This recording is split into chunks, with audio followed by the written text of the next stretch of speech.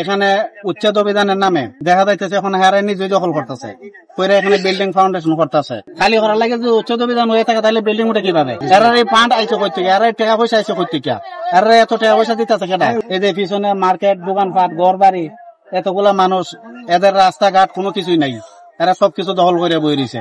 এটা কি অভিযান? উচ্ছেদ অভিযান? উচ্ছেদ অভিযান করলে তো সবকিছু খালি করে দেয়। এরা তো উচ্ছেদ অভিযান ব্যান গাড়ি আর ঠেলা গাড়ির সরাই সাইড এখন এরা বিল্ডিং ফাউন্ডেশন করতেছে। যেমন এই যে ব্যবসায়ী গুলা 1 লাখ টাকা সিকিউরিটি দেওয়া দোকানপাট লইছে, এরা কার কাছে যাইতো?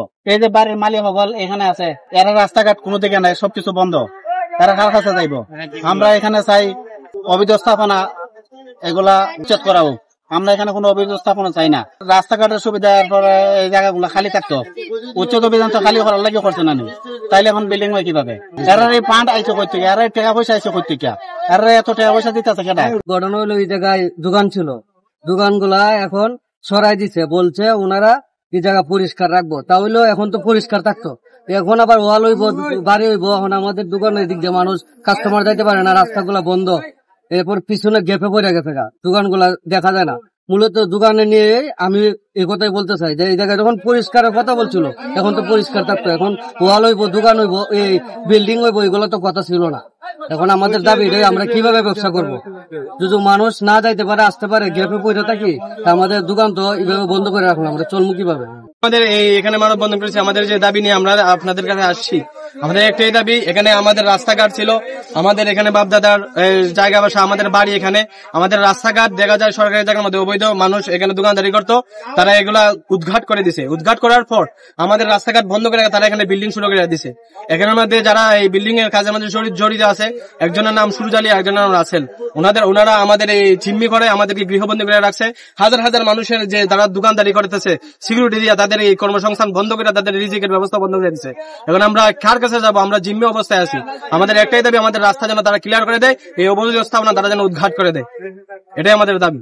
আমার এখানে পাশে একটা প্রতিষ্ঠান আছে, এইটা পিছনে প্রতিষ্ঠান নাম হলো আল আকসা সুন্নি হাফিজিয়া মাদ্রাসা।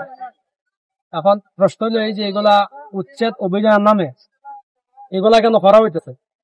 উচ্ছেদ অভিযান তো সরকার থেকে হয়, সরকার তুমি উচ্ছেদ অভিযান হইতে চাই দেয়া এখন আবার এখানে যদি বিল্ডিং হয়, এটা কি সরকারের কোনো অনুদানে বিল্ডিং হয় না অন্য কোনো অনুদানে এটা হইতেছে, এটা হচ্ছে দেখার বিষয়। এখন আপনারা যারা বিশেষ করে দৃষ্টি আকর্ষণ করছি, যারা ঊর্ধ্বতন কর্মকর্তা যারা আছেন, আপনারা দেখতেন এটা দেখি আসলে কি সত্যিকার হচ্ছে বৈধ এটা করা হইতেছে না এটা অবৈধ ভাবে উচ্ছেদ অভিযান নাম এটা কইরা এই বিল্ডিং গুলা কেন করা হইতেছে, এটা এটা যা হইতো এটাই ঊর্ধ্বতন কর্মকর্তা যারা আছেন প্রশাসনের, তাদের দৃষ্টি আকর্ষণ।